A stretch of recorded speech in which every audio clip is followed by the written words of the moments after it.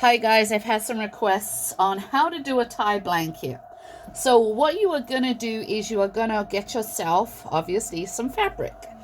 This here is a little over 1.5 yards. So it's the perfect size to do just a small throw. You're going to make sure that it's doubled and then cut along one seam. You're going to check what size you want. So I'm just doing a smaller one. Let's say this is going to be a tie blanket. Now, depending on the size of it, depends on how big you do the ties. So this is going to be the size of this one. As I say, it's basically crib size. Now, what I then normally do is once I have it all cut, is I fold it in half again. Because for me, this is the easiest way to do it. Now, I have to cut off some excess here, which I am going to snip through quickly.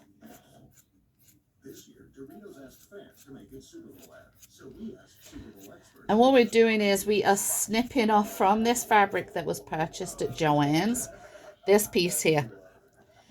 It just has their details on it, and I swear they have it on there just to make life a bit more difficult for those of us by us having to cut when we just want to get on and do our projects.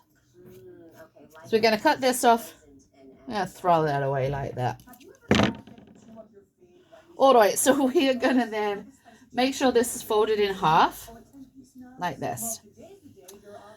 And what we're going to do is we are going to cut along here strips. Now, when I cut strips, depending on the size, for this size, the strips are going to be approximately 3 inches. I did a blanket earlier that was a couch throw size. Those strips were 4 inches. I have done a queen size one, and those strips were 5 inches. So what we're going to do is we're just going to get the fabric. I'm going to flip this around a bit so you can see. Just going to eyeball it. So we're going to cut up like this. On this side, I'm just going to cut up here because I'm cutting on a seam. And you're going to cut the same length all the way along. Now, as I say, I'm eyeballing this because I have done this so many times. I've kind of got it figured out. If not, you can actually use a ruler to measure and make little marks and then measure up, say 3 inches in, and make a little mark all the way along. But you're going to want to make sure that you use a pen or pencil that is a sewing one. I recommend the sewing pencils because they then disappear. The same with sewing chalk, that disappears too.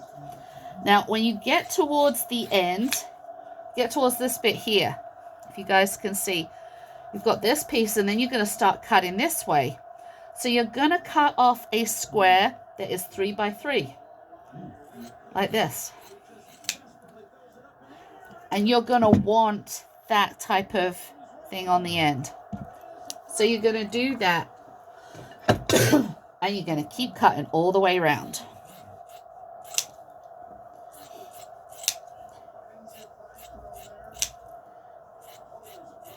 And the reason I do it, so I only have 3 sides that are showing this at the time, is it does make the cutting easier, but you're going to have to make sure that you have really, really sharp scissors to do it. If you are using a bigger blanket, you can spread out those 2 pieces on top of each other on the floor and cut them, and you can make an actual template for it. And if you're doing that, I recommend that you make a template of the corner. So in this case, it would be a 3 by 3 square, so about this big. And you're going to put it on the corners all the way around and cut that. So that would tell you your length and how to start. And then you can just go along, and there's no right or wrong for how many ties you have on each side. It really depends on how fat you cut these. This is about 1 inch. And it depends on how much fabric you have. Also depends on the thickness of the fleece, because the thickness of the fleece varies. This stuff that I'm using here is a pretty decent thickness. I was working with stuff earlier that was a lot thinner. I have worked with stuff that's a lot thicker. So it also really depends, because you're not going to be able to cut a thick tab on a thick piece of fleece, because tying it is going to be literally impossible. You're going to want to keep those thinner. You also don't want really thick tabs, because tying it, they're going to come undone. And that's the last thing you want, especially if you're gifting a blanket to someone. You do not want those ties to come undone. So with the way that we've just done it, we have actually, if I open this up, this will be one big piece that we've already done. So we're going to start at this end. Going to bring this up close. You're going to get the two pieces that are going to hold two pieces of fabric together, and you're just going to knot it like so. You're going to make sure each time it's two pieces, and they're both on both pieces of fabric, so you're tying them together. So we're going to get around this, and it's pretty quick to do. So I'm going to zoom around, and you're going to double knot it. See, 1, 2, 1, 2. And you're going to keep doing this all the way around. Now, if you're doing this with it laid out on the floor, you're going to start in one corner and you're going to work your way around until you reach the other corner. If you're doing a small one like I am right now, you can keep it folded how I am and work your way around. But you're just going to make sure that you have the two pieces that are together like this are tied together like this. So we're going to keep going. Keep going.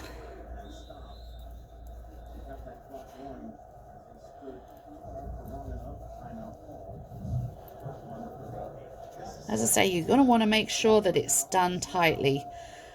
There are some people who will do this and then will sew up against it. But the whole point in doing this is that so you don't have to sew as well. So you want to make sure that this is all done nice and tightly. And what you're going to see as you go around, it's going to start to curve. And that's how you want it to. You know, it's about getting a rough shape.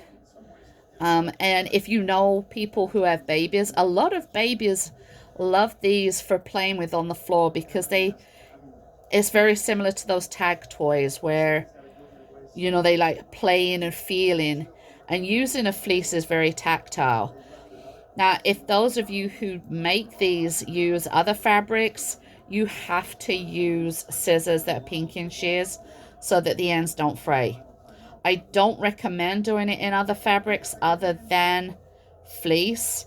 And at that stage, but it's really a matter of interest. As a lot of people will actually do a blanket that is one side fleece, one side flannel, one side fleece, one side cotton.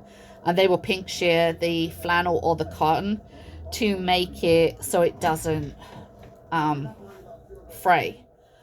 I don't put myself personally, I don't like that. I prefer using fleece. The good thing with fleece is that there's a trend to do friendship blankets. And the friendship blankets are where you buy 3 yards of fabric that's the same, and a friend buys 3 yards of fabric that are the same. You get them to cut it into 1.5 yard pieces. And then you exchange with a friend a piece of fabric. And so half of your blanket is what your friend chose, and half of it is what you chose. And it makes such a great thing to do, and especially, you know, if you've got kids who want to do something with a friend. And it makes a lovely gift, a lovely item. I've seen a lot of girls, especially who are in college, do it for, you know, with their roommates.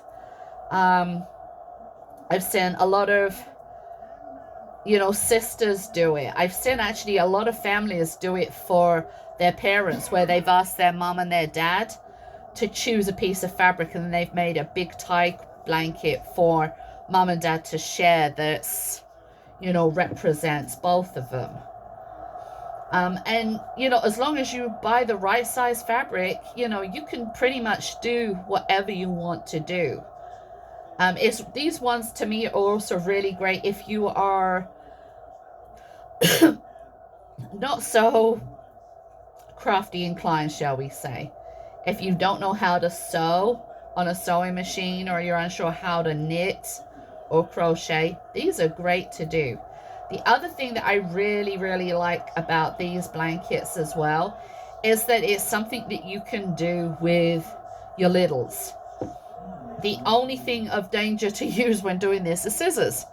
You know, and as a parent, you're going to say, well, you know, let me cut it for you. And then you can sit down together and do this. So we've already done one side like this, and you can see how it's kind of curved around here. So I'm going to flip this over. And I've been doing this video now for nearly 11 minutes, and I'm nearly done. So this tells you how quick you can get it done when you are working on, say, a crib size. And this one will actually end up being donated to the NICU department. So we're just going to keep on tying. You are going to find, depending on which part of the blanket that you're on, that some areas have a bit of stretch. And we're going to quickly go around. The other good thing with this is that you can do this while watching TV, while making a video for YouTube, because you are my video for YouTube. And I'm about to be shouted at to say that Dexter is about to start. So I will be rushing over to watch that shortly. But as you can see, I'm nearly finished doing this. So I can keep on going. But what you're going to do is you're going to make sure that these knots are tight. You're going to make sure that they have a good pull. And as I say, there's no right or wrong way of tying them. Just tie a knot. And that's all we're doing all the way around is tie a knot, tie a knot, tie a knot.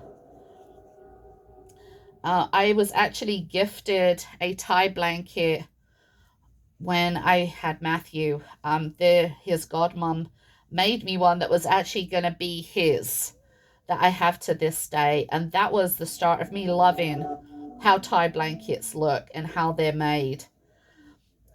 Because of the simplicity of them and the cuddle quality of them. The good thing is say you get one side of a tie blanket that ends up with a hole in because it's the most loved side. You can quickly go and get another piece. If you remember how big the fabric is, if you made it, okay, it was 1.5 yards, or I'm going to go get another 1.5 yards piece. And yeah, you got the tedious job of unknotting everything, but you still, you know, got it done. And that's the best part about these blankets, is that you can do them so customized. I did one for my son for Christmas a couple of Christmases ago that had sports cars on one side and license plates on the other. I did one for my grandson that was actually the fabric, the fleece version of the fabric that I made his baby quilt out of. And you can see we're on the last stretch of this now. And as I say, this video is at the moment is 14 minutes long. And you've seen me fold, cut, and tie in that time. Now, I could actually do this a lot quicker, but I'm watching, you know, what I'm showing on here. And I'm pausing. So you can see this is just for a crib size. Obviously, if you are making a bigger one, as I say, I made one earlier today that from start to finish took 45 minutes. And that was a size of a couch throw. And that's perfect as well. You know, 45 minutes. It was sat on my lap. I was talking with a friend who actually inspired me to do this video, and was doing that. The beauty about doing these as well is if you've got a loved one who perhaps is in hospital and wants a warm blanket, you know, for themselves, so something a bit more comfortable than the hospital ones, you can get these and whip it up real quick. So we got one more tie left to go. This one here. Actually, I think I got two. Yeah, I got two left to go. Hold on. There we go. Sometimes they get caught up. So let's do this one. Let's get this one done. And we are done. So there you go. You saw how quick it was to make a crib size tie blanket. This is the sides. It's all tied up. If you're not confident in your knots and you have a sewing machine, you can sew all the way around to hold it in place. But the knot should absolutely do it. And there you go. In 15 minutes, it took me to cut, fold, cut, talk to you guys, and knot this up. So that's how quick you can do a tie blanket.